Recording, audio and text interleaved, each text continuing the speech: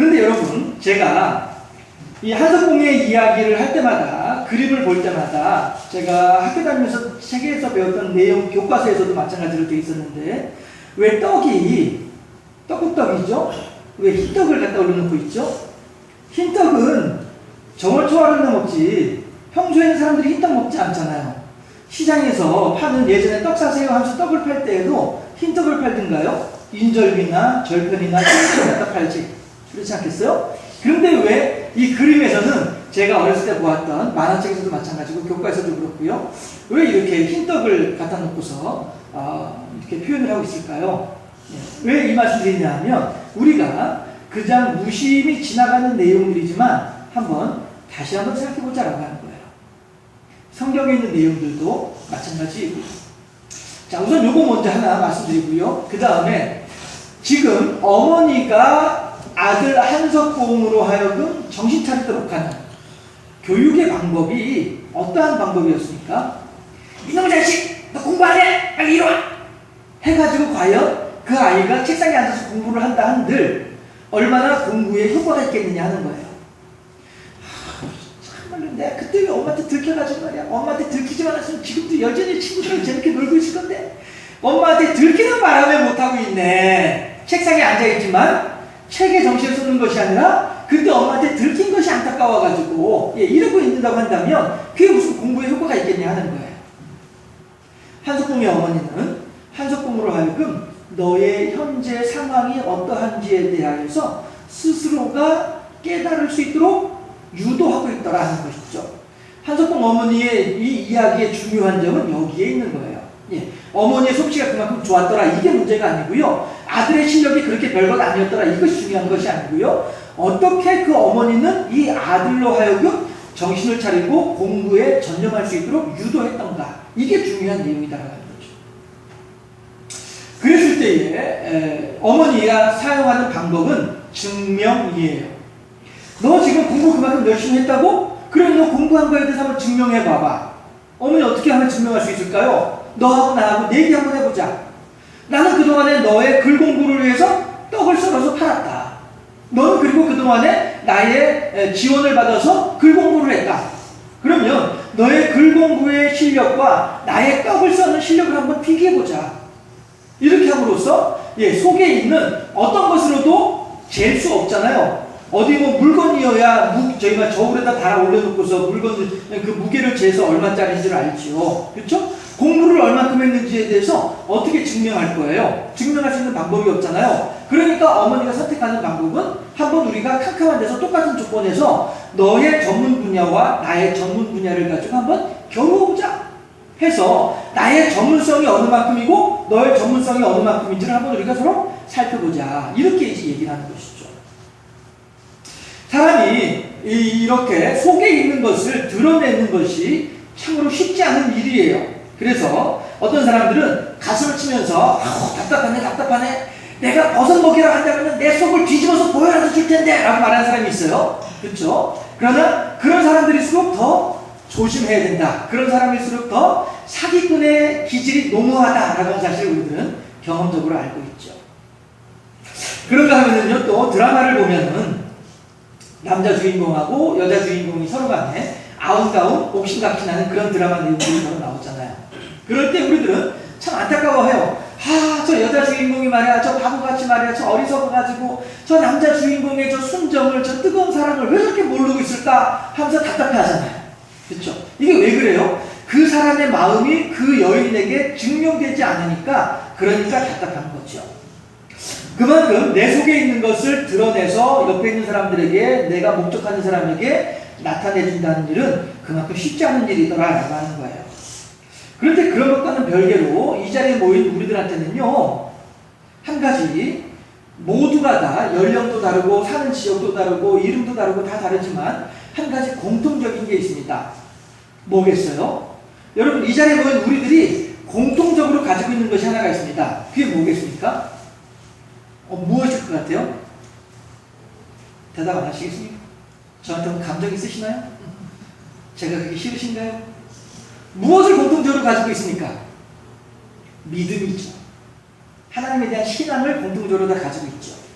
그런데 문제는 뭐냐면 한석봉이는 글씨를 어둠 속에서 글씨를 써서 자기의 공부의 정도를 증명해 보였지만 비록 형편없었다 할지언정 말이죠. 우리들은 그럼 우리들의 믿음의 정도를 어떻게 해야 증명할 수 있겠냐 하는 거예요. 드라마 속에서 젊은 남녀들은 서로 간에 진심을 전달해주고 싶어가지고 안달복달 하면서 우리들의 마음을 졸이고 있습니다만은 과연 우리들은 어떻게 하면 내 신앙이 이만큼이에요 라고 하는 것을 증명할 수 있겠느냐 하는 것이죠. 드라마를 한 번씩, 영화 같은 거 한 번씩 보면, 우리 기독교 영화 보면 순교 당함으로써 나의 신앙을 많은 사람들 앞에 증명하는 경우들이 더러 있습니다. 그러면 우리들도 그러면은 순교의 대열에 들어가야 저 양반 참 믿음 좋은 사람이었구나, 그것에 우리들이 알 수 있게 될까요? 왜 그럴까요? 자, 어떻게 하면 우리들은 우리들의 믿음을 증명할 수 있겠느냐 하는 것입니다. 에이 목사님 그 뭐 쑥스럽게 그런 거 가지고 그렇게 따지고 그러시니까 그냥 좋은 게 좋은 거지 넘어갑시다. 어쩌면 이러한 그냥 대충 넘어갑시다. 또 어쩌면 분명한 성도의 어떤 잘못된 부분을 보았음에도 불구하고 저 사람도 죄인이고 나도 죄인인데 누가 뭐라고 할 거야, 그냥 넘어가, 그냥 대충 그냥 덮어줘. 그냥 어쩌면 이러한 신앙의 자세들이 오늘 우리들로 하여금 많은 사람들 앞에서 신앙인으로서의 힘을 잃어버리도록 만드는 주 요인은 아니었을까 생각해 보게 돼요. 예수님께서 그렇게 하지 않으셨습니다. 마태복음 16장을 보면은요, 예수님께서는 직접 제자들에게 질문을 하고 계세요. 마태복음 16장 13절 말씀 함께 찾아서 합독해 보도록 하겠습니다. 마태복음 16장 13절 말씀 함께 찾아서 합독해 보도록 하겠습니다. 마태복음 16장 13절. 마태복음 16장 13절. 신약성경 26쪽이네요. 27쪽이네요. 네. 다 찾으셨죠? 함께 13절 말씀 합독합니다. 예수께서 빌립보 가이사랴 지방에 이르러 제자들에게 물어 이르시되 사람들이 인자를 누구라 하느냐. 이게 무슨 얘기예요? 지금 예수님에 대해서 어떻게 평가하고 있느냐라고 하는 거예요. 그런데 누구의 평가예요? 세상 사람들의 평가예요. 예수님에 대해서 잘 알지 못하지만 예수님에 대해서 그냥 이렇게 눈에 보이는 것만 가지고 알고 있는 그 사람들, 세상 사람들, 제자들에게 질문하시는 거예요. 예수님께서 제자들에게 질문하시기를 세상 사람들은, 동네 사람들은, 마을 사람들은 나에 대해서 뭐라고 얘기를 하느냐라고 질문을 해요. 그랬더니 제자들이 뭐라고 하냐면은 그래요, 제가요 이렇게 길거리 왔다 갔다 돌아다니면서 듣다 보니까 뭐라고 하냐면 어떤 사람들은 예수님에 대해서, 선생님에 대해서 엘리야라고 얘기하는 사람들도 있고요, 또 어떤 사람들은 세례 요한이라고 얘기하는 사람들도 있고요, 또 어떤 사람들은 이렇게 이제 선지자 중에 예레미야나 선지자 중에 한 사람이라고도 얘기하던데요 라고 하면서 이제 이야기를 해요. 예수님, 제가요 사람들이 예수님에 대해서 어떻게 평가하는지에 대해서 이렇게 제가 열심히 자료를 수집을 하고 있어요 라고 하는 자랑스럽게 제자들이 막 여기저기서 이야기를 하는 거예요. 그런데 예수님께서 뭐라고 말씀하시냐면, 그래, 세상 사람들은 그렇게 말한다 치자. 하지만 지금까지 나와 같이 밥을 먹고 나와 같이 잠을 자고 나와 같이 일어나고 나와 같이 화장실 가서 응 하기도 하고 나와 같이 때로는 배가 고파가지고 배를 쫄쫄 굶으면서 뱃속에서 나는 곡소리도 같이 들어가면서 이렇게 살아가던 너희들, 나의 사랑하는 나의 제자들, 24시간 나와 같이 살고 있는 나의 제자들, 너희들은 그럼 대체 나에 대해서 어떻게 생각하고 있느냐라고 한 번 더 질문을 하십니다. 그런데 이 대목에서 제자들은 얼른 대답을 못하는 거예요. 세상 사람들이 어떻게 말하더냐, 동네 사람들이 어떻게 말하더냐 하는 데에 대해서는 막 여기저기서 막 말들이 나오는데, 그러면 동네 사람들 말고 너희들은 나를 어떻게 생각하지? 라고 질문을 하니까 이때의 제자들은 바짝 긴장을 하는 거예요. 왜 긴장을 하느냐 하면요, 왜 그 떡 줄 사람은 생각도 안 했는데 김치국 먼저 마신다고 하는 우리 속담이 있잖아요. 그렇죠? 예수님의 제자들은 지금 예수님을 따라다니는 데 있어서 이유가 있어요. 목적이 있어요. 그게 뭐냐 하면 나중에 예수님께서 한 자리 차지하면, 나중에 예수님께서 이 세상을 다스리는 임금이 되면, 그때 예수님의 옆에서 바짝 붙어가지고 예수님을 돌봐주던 나에게도 한 자리 떨어질 수 있겠거니, 이걸 기대하는 거예요. 그러니까 세베대의 아들 야고보와 요한을 두고서 그 어머니가 예수님한테 와서 그런 얘기도 하잖아요. 예수님, 나중에 주의 나라가 오게 될 때에 우리 아이들을 하나는 우편에 하나는 좌편에 좀 앉게 해주세요 라고 얘기를 하죠. 청탁을 하죠. 치맛바람이라고 표현을 하잖아요. 그 이유가 뭐예요? 제자들은 지금 제사에는 관심이 없고 제밥에만 관심이 있는 사람들이 제자들이었기 때문에 그래요. 예수님의 사역, 예수님의 하신 일에 대해서는 관심이 없고요, 예수님이 나중에 이 나라의 왕이 되면 그때 내가 한 자리 얻어 앉을 거, 이거에만 관심이 있는 사람들이 제자들이었다는 거예요. 하니까 동네 사람들이 어떻게 생각하느냐 이거에 대해서는 그냥 막 여기저기서 말들이 터져 나오는데, 그러면은 너는 어떻게 생각하느냐라고 할 때는, 야 이거 봐라, 이거 말 조심해서 해야 돼, 이거 한마디 잘 못하면은 이거 중요한 순간이야, 이때 내가 말 한마디 까딱 잘못하게 되면 예수님에게서 믿게 보일 수도 있고, 어떻게 말 한마디 잘하면 예수님한테 이쁘게 보일 수도 있어 해가지고 다들 막 바짝 긴장을 하는 거예요. 어떻게 대답을 해야 예수님한테 정답을 말할 수 있지? 이렇게 생각을 하면서 막 이제 생각들을 하고 있는 거예요. 마치 여러분들이 방금 전에 제가 이 자리에 모인 우리들한테 공통점이 있습니다, 무엇일까요? 라고 하는 질문을 할 때 얼른 대답을 하지 못하는 이유가 거기에 있는 거예요. 뭐냐 하면, 아 이거 봐라, 내가 말 한마디 잘못했다가 말이야, 옆에 있는 사람들한테 망신당하면 어떻게 하지? 내가 그래도 그동안에 신앙생활한 게 몇십 년인데 말이야, 목사님의 저 질문에 대해서 정답을 말하지 못하면은 어우 창피스러워서 어떻게 하면 좋아? 수채 말 안 되는 게 낫지. 그쵸? 우리들이 그런 말이에요. 지금 제자들도 마찬가지로 그러한 지금 머리가 막 복잡하게 돌아가고 있는 거예요. 그래가지고 얼른 대답을 못하고 있죠. 그런 중에 베드로가 뭐라고 하냐면은 16장 18절에서요, 우리가 유명하게 잘 알고 있는 구절이 있죠. 18절 말씀 함께 합독해 보실까요? 네. 마태복음 16장 18절이 아니고 14장, 아니 16절이에요. 제가 자꾸 헷갈리네요. 예, 마태복음 16절 말씀 함께 합독해 보도록 합니다. 시몬 베드로가 대답하여 이르되 주는 그리스도시요 살아계신 하나님의 아들이시니이다 라고 얘기를 해요. 이 말은 정답이에요. 100% 정답이에요. 그렇지만 그 뒤에 예수님께서 뭐라고 말씀하시냐면은, 그렇지만 이것을 알게 하신 것은 너의 혈육이 아니고 성령이니라 라고 얘기를 하죠. 이 말은 좋게 그렇게 표현한 것이고요, 우리나라 말로 바꾸어서 가장 적나라하게 가장 직접적으로 표현을 하자면은 소 뒷걸음질 치다가 쥐 잡은 격이에요. 베드로의 마태복음 16장 16절 고백은요, 소 뒷걸음질 치다가 쥐 잡은 격이에요. 그게 이제 예수께서 말씀하시는 성령께서 알게 하셨구나 라고 하는 말과 같은 맥락에 있는 말이에요. 그것을 우리가 어떻게 할 수가 있어요? 예, 그 뒤에 보게 되면요, 21절 함께 합독해 보도록 하실까요? 예. 마태복음 16장 21절 함께 합독해 봅니다. 이때로부터 예수 그리스도께서 자기가 예루살렘에 올라가 장로들과 대제사장들과 서기관들에게 많은 고난을 받고 죽임을 당하고 제3일에 살아나야 할 것을 제자들에게 비로소 나타내신다. 그러니까 22절에서 제가 읽을게요. 베드로가 예수를 붙들고 항변하여 이르되, 항변이라고 하는 말이 중요한 말이에요. 좀 이따 설명해 드릴게요. 주여 그리 마옵소서, 이 일이 결코 주께 미치지 아니하리이다 라고 얘기해요. 항변하는 게 뭐예요? 불만스러워서 반항하면서 하는 말이에요. 아니 예수님께서 예루살렘에 올라가서 죽을 것이다 라고 하는 말에 대해서 어째서 베드로는 항변합니까? 이유가 뭡니까?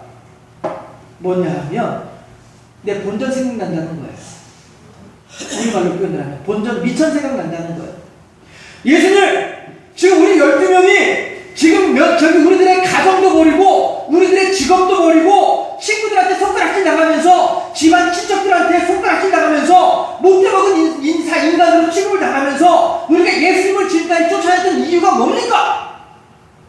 나중에 예수님께서 이 땅의 왕이 되면 우리가 예수님으로부터 한 자리 얻어먹으려고 그래서 우리가 예수님을 따라다니는 건데 예수님이 이 나라의 왕이 돼도 시험찮을 판에 도리어 죽는다고요. 우리들을 내버려두고 죽는다고요? 우리들은 어떻게 하라고요? 우리들의 지나간 세월들은 어떻게 하라고요? 나의 본전은 어떻게 하라고? 우리들이 예수한테 투지 않는 미천들은 다 어떻게 하라고?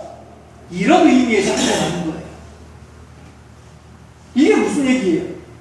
제자들은 지금 예수님을 두고서 예수님의 능력, 예수님의 권능, 예수님의 기적 이런 것들을 바라보면서 야, 저 양반이 이 나라를 다스리면은 온 백성들이 다 저 양반을 따르겠구나. 그러면은 저 양반만큼 강력한 왕권을 가진 사람이 이 세상에 누가 있겠어? 그러면 그 왕권으로 이 사람에게는 이런 것을 주고 저 사람에게는 저런 것을 주고 그러면은 내가 이번 기회에 내 인생을 걸고 한번 투자 한번 해보자.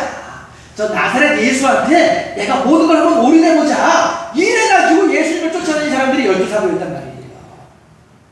이러니 예수님께서 십자가에 달려 죽을 것이다 라고 하는 말에 다들 기겁을 하는 거예요. 그리고서는 항변을 하는 거죠. 내가 그동안에 드린 미천이 얼만데, 내가 그동안에 예수님한테 드렸던 정성이 얼만데, 그런 것 모든 것들을 다 내버려두고 죽겠다고? 혼자만 죽는단 말이야? 그럼 우리들은 어떻게 하라고? 이게 항변이에요.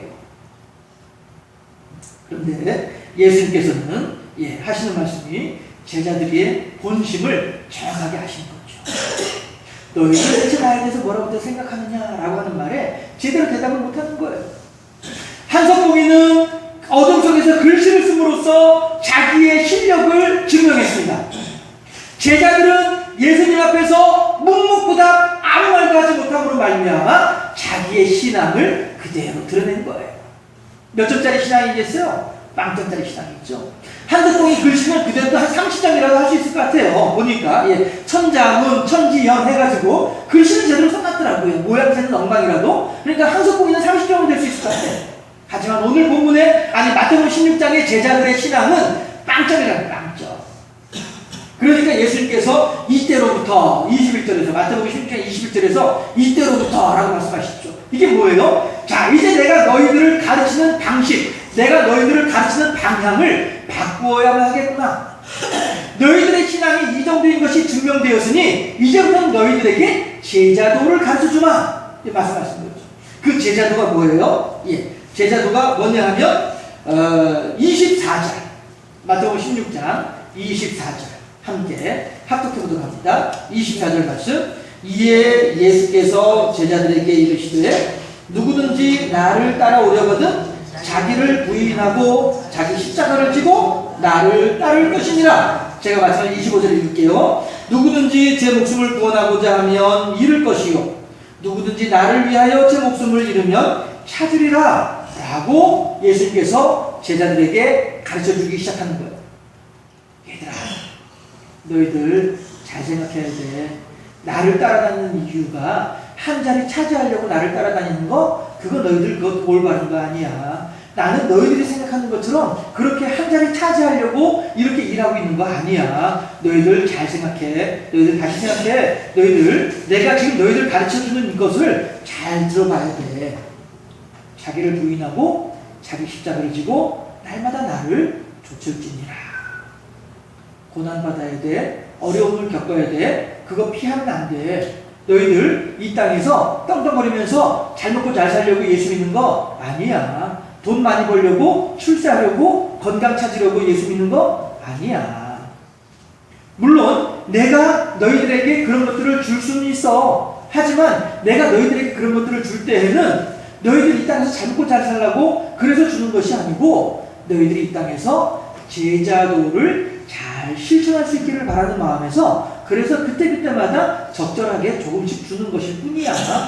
이렇게 말씀하고 계시는 거죠.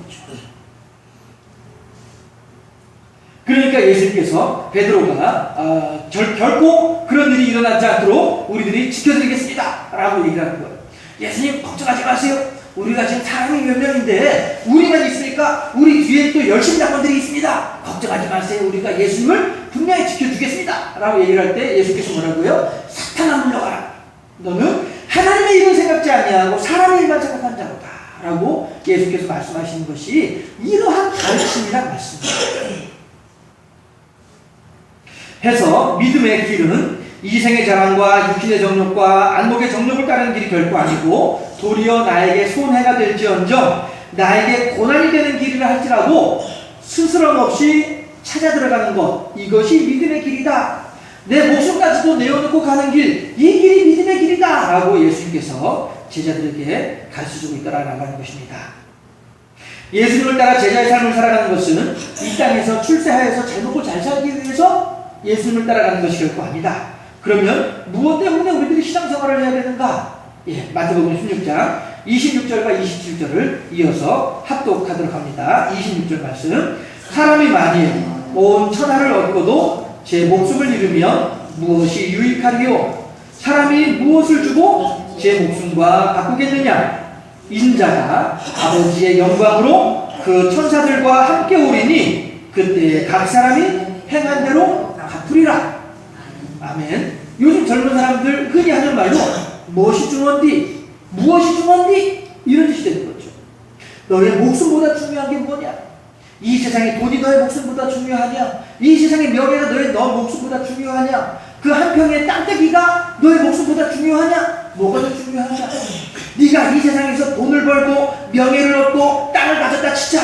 그로 인해서 너의 생명이 죽고만 당한다면 하나님의 생명책에 너의 이름이 기록되어 있지 못하여서 네가 영원한 불못으로 빠져버리고 만다면 계시록 20장에서 하는 얘기잖아요. 20장 12절 말씀 제가 읽어드릴게요. 요한계시록 20장 12절 말씀이에요. 또 내가 보니 죽은 자들이 큰 자나 작은 자나 그 보좌 앞에 서 있는데 책들이 펴 있고 또 다른 책이 펴졌으니 곧 생명책이라. 죽은 자들이 자기 행위를 따라 책들에 기록된 대로 심판을 받으니, 우리들이 흔히 말하는 행위 기록부라고 하는 이야기예요. 그렇지만 하나님은요, 사람을 죽이려고 행위 기록부 책을 작성하는 것이 결코 아니에요. 이 책의 제목이 본문에 나와 있잖아요. 요한계시록 20장 12절에 그 성경 구절 속에 책의 제목이 나와 있어요. 우리들은 행위 기록부라고 표현을 하고 있지만은 하나님께서는 그 책의 제목을 뭐라고 말씀하시냐면은 생명책이라고 표현을 하세요. 하나님은요, 우리들을 죽이는 데 목적이 있는 것이 아니라 우리들을 살리는 데 목적이 있는 거예요. 우리들의 행위를 기록하는 이유도 마찬가지로, 요놈 봐라, 너 그때 이렇게 잘못했지? 그러니까 너 반드시 내가 지옥으로 보낼 것이야. 이래가지고 적어놓는 것이 아니고요. 아, 그래, 네가 요때도 이렇게 착한 일을 했지? 그래, 네가 이때도 이렇게 내가 기분 좋을 만한 일을 했지? 네가 이때도 이렇게 하나님의 복음을 위하여 이렇게 수고하고 애쓰고 땀 흘리고 노력했었지? 내가 반드시 기억할게. 그리고 내가 너를 나의 생명의 보자기 안에 고이 싸줄게. 걱정하지 마. 이게 생명책이란 말이죠. 요놈 봐라, 요거 이때 이렇게 죄를 지었네. 잘 됐어, 내가 꼬투리 하나 잡았어. 이놈은 내가 이걸 가지고 반드시 지옥으로 보낼 것이야. 이래가지고 생명책을 적는 것이 아니란 말이죠. 도리어 우리들에게 하나님의 생명 가운데서 요한계시록 21장 22장에 펼쳐지는 풍성한 새 예루살렘 태양과 새 땅에서 함께 즐거움을 누리기 위해서 우리들을 인도하기 위하여 적어놓는 책이 생명책이다. 그런데 그 생명책은 어떻게 써요? 그냥 대충 쓰나요? 우리 직장 생활하면서 일지 쓸 때에, 저도 군대에 있을 때 일지 많이 썼거든요. 일지 쓰는 종류가 3가지인가 4가지 일지가 있어요. 군대에서요. 하루에 쓰는 일지만. 그거 한꺼번에 쓰나요? 하루 쓰나요? 그냥 몰아놓고서 한꺼번에 쓰죠. 감사 나온다 하면 뭐 2개월, 3개월, 1,000개월 다 써버리고 말죠. 그럼 그렇게 쓰는 일지가 제대로 된 일지이겠냐 하는 거예요. 하지만 하나님의 생명책은 우리들의 머리카락 한 톨까지도 다 쓰고 계신 하나님이시기 때문에 너무나도 세미하게 세심하게 적어놓으신 것이 하나님의 생명책이다 하는 것입니다. 해서 예수님께서 오늘 제자들에게 제자 도를, 누구든지 나를 따르거든 자기를 부인하고 자기 십자가를 지고 날마다 자기 십자가를 지고 나를 따르지니라 라고 하시는 이 제자 도를 가르치시는 이유는 뭐냐면, 요놈들, 너희들 안 그러면 너희들 지옥 보낼 거야. 이래서 가르치시는 것이 아니라, 결코 아니라 너희들도 나와 함께 천국으로 가자 라고 권면하시는 예수님의 간절함이다라고 하는 거예요. 그래서 제자들에게 예수님께서는 너희들의 믿음이 어느 만큼이냐라고 질문하고 계시는 거예요. 너희들의 믿음을 한번 내게 증명해 보아라 해서 그 증명을 통해서 예수님의 제자들의 믿음이 빵점인 것을 알고 나니까 예수님께서 새로운 방법으로 제자들을 가르쳐주고 계시죠. 마찬가지로 오늘 본문에서는 우리들의 신앙의 선배들이 어떻게 그들의 믿음을 증명했는지에 대해서 이야기해주고 있는 것입니다. 그렇다면 우리들은 무엇으로 우리들의 믿음을 증명할 수 있을까 하는 것이죠. 다시 말해서 하나님께서 우리들에 대해서 누구보다 잘 알고 계신 분인데 굳이 내가 증명하지 않아도 예수님 잘 아실 거 아니에요? 아시지요 아시지요 주님 하면서 말이죠. 우리들은 그렇게 하나님을 향해서 두 손 들고서 눈물을 흘리면서 특별히 기도하지 않아도 다 알고 계시죠? 이런단 말이에요. 발전이라고 하는 것은요, 그런데 우리들의 믿음을 굳이 증명해야 될 이유가 무엇이냐라고 하게 되면요, 발전이라고 하는 것은 이 왜라고 하는 질문으로부터 시작되어집니다. 인류의 역사는 너무나도 많은 부분에서 이 왜라고 하는 질문을 통해서 인류의 문명은 변화하여 왔고 발전되어져 왔다라 하는 거예요.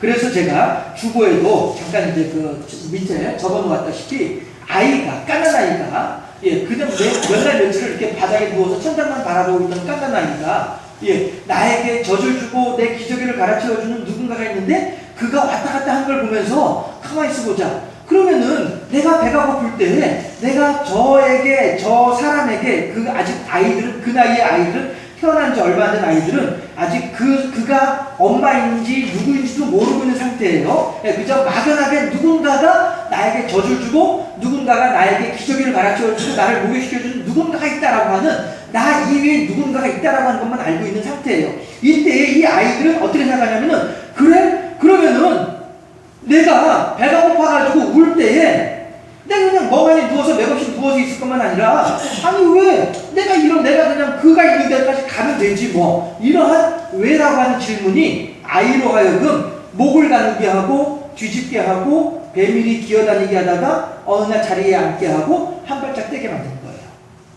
이 왜라고 하는 질문이 왜라고 하는 욕구가 이 아이로 하여금 그렇게 움직이도록 만든다라고 하는 것이죠. 그렇게 함으로써 그 아이는 성장하고 어느새 15살, 25살, 35살이 돼가는 거예요. 그렇게 아이들은 왜라고 하는 질문을 통하여서 성장하게 마련이죠.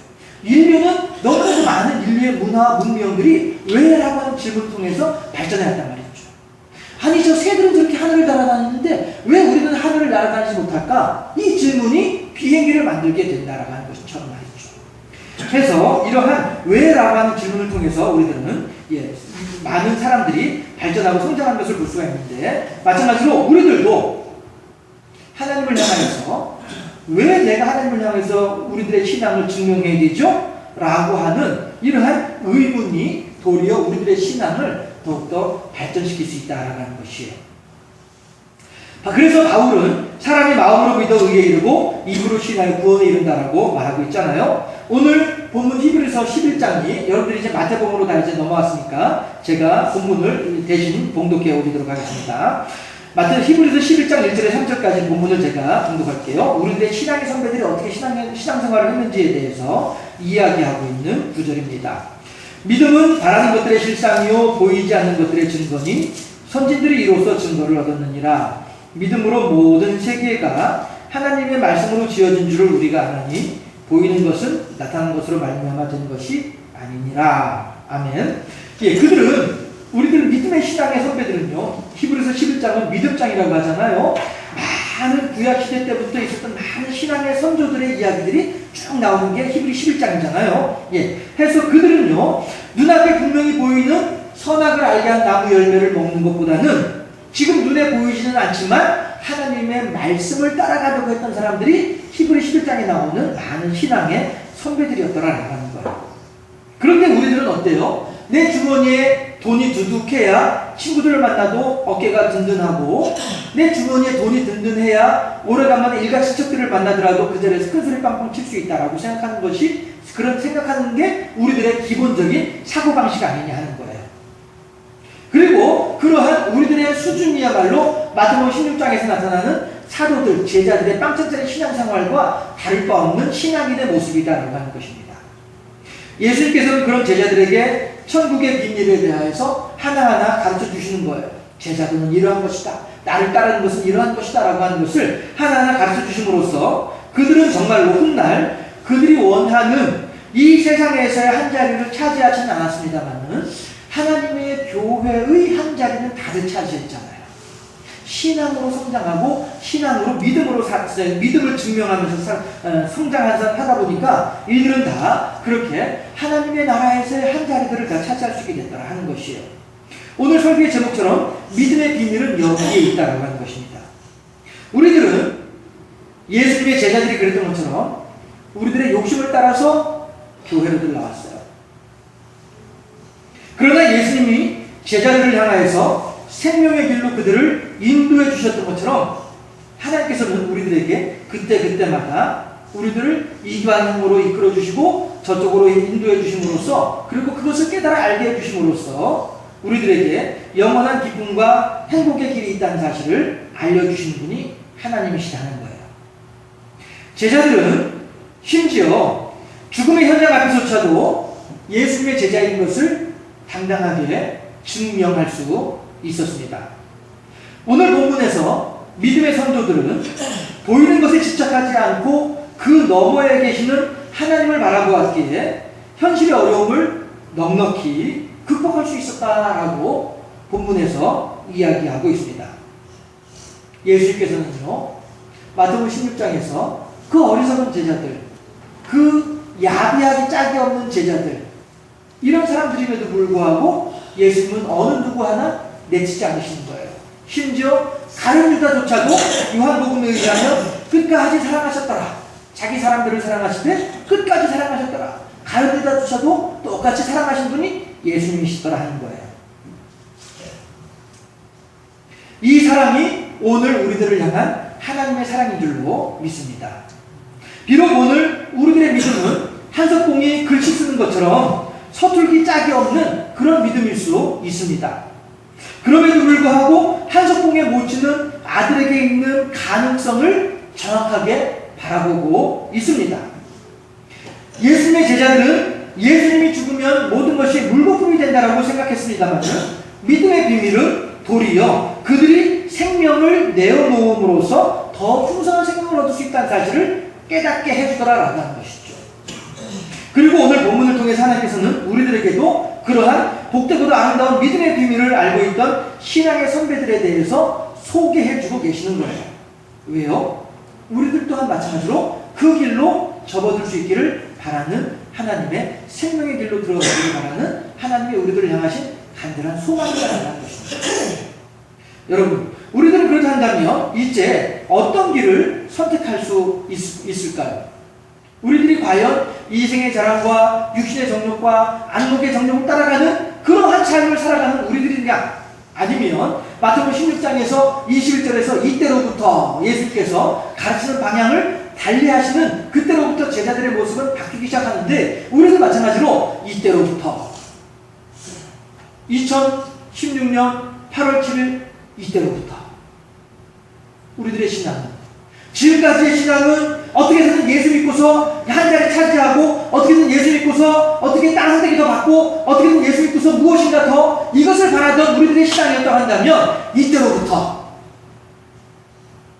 우리들의 결단과 우리들의 마음에 있는 굳은 결심을 통하여서 우리들도 얼마든지 이때로부터 그리고 그 뒤에 이어지는 믿음의 비밀스러운 현장에 대한 목격자로서 오늘 히브리서 11장 1절부터 3절까지 많은 신앙의 선배들이 그것을 바라보았단 말이에요. 지금 눈에 보이는 이것이 아니라 그 너머에 있는 하나님의 세계를 바라보았던 것처럼 우리들도 마찬가지로 이때로부터 하나님의 아름다운 생명으로 거듭나고 세워지는 우리 모두가 될 수 있기를 주님의 이름으로 축원합니다.